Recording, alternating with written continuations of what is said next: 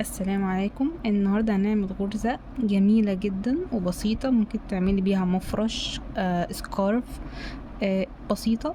هنعمل عقدة البداية كده، أسهل طريقة خالص ليها.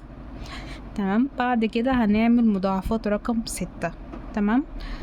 طيب أنا هبدأ أشتغل ب40 غرزة سلسلة. 1 2 3 4 5 6 7 8 9 10. هكمل 40 واجيلكم. طيب كده اهو، بعد ما عملت 40 سلسلة تمام، هرتفع ب4 سلاسل. 1 2 3 4. طيب هعد بقى 6 سلاسل. 1 2 3 4 5. هنا في الستة هدخل فيها اعمل 2 عمود بلفة. 1 كده، اعمل 1 تاني، بعديها 3 سلاسل. 1 2 3. وفي نفس المكان هعمل عمودين، عمود بلفة. 1 2.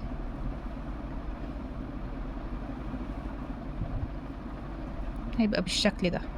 تمام. طب بعد كده هسيب 5 سلاسل. ادي 1 2 3 4 5. هاجي هنا في الغرزة الستة ادخل اعمل فيها نفس الكلام اهي. ادخل واعمل فيها 2 عمود بلفة. 1 2. بعد كده 3 سلاسل. 1 2 3. بعد كده هعمل 2 عمود بلفة برضو في نفس السلسلة. 1 2. طيب بعد كده برضو هسيب 5 سلاسل وادخل في الستة.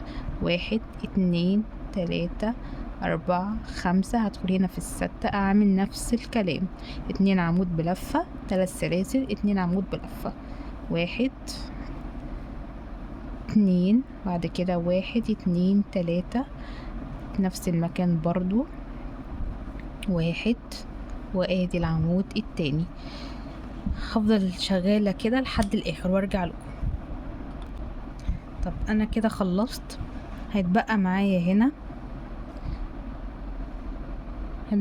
هنا سلسلتين. هسيب واحدة وادخل في الاخير اعمل عمود بلفة انهي بيه السطر. ادي 1 كده. بس ده كده الشكل معانا. طيب عشان ارتفع بقى هعمل 3 سلاسل. ادي 1 2 3. وريحي ايديكي في الشغل، ما تشديش قوي. طيب الادوار اللي جايه هتبقى قايمه على ايه؟ هنا في الفراغ بتاع ال3 سلاسل اهو اللي بين العمودين ده اللي هشتغل فيه. تمام. هعمل كده ادي 1 عمود، نعمل عمود تاني يبقى عمودين بلفة. هرتفع ب3 سلاسل. بعد كده 2 عمود. 1 2. بعد كده هاجي هنا برضو في الفراغ ده اللي بين اللي انا عاملاه 3 سلاسل، هشتغل فيه برضو 2 عمود بلفة. 1 2 3 سلاسل. بعد كده هشتغل 2 عمود بلفة. ادي اول عمود، ادي تاني عمود. تمام. يبقى انا شغلي كده فين؟ يبقى انا شغلي هنا. تمام. اكمل. ادي 1. ادي العمود التاني. 3 سلاسل. بعد كده عمودين.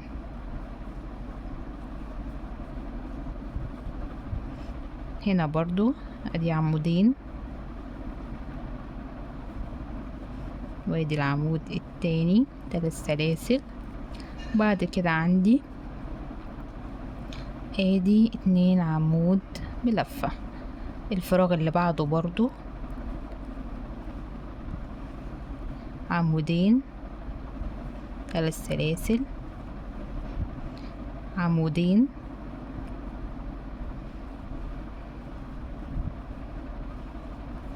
اول عمود.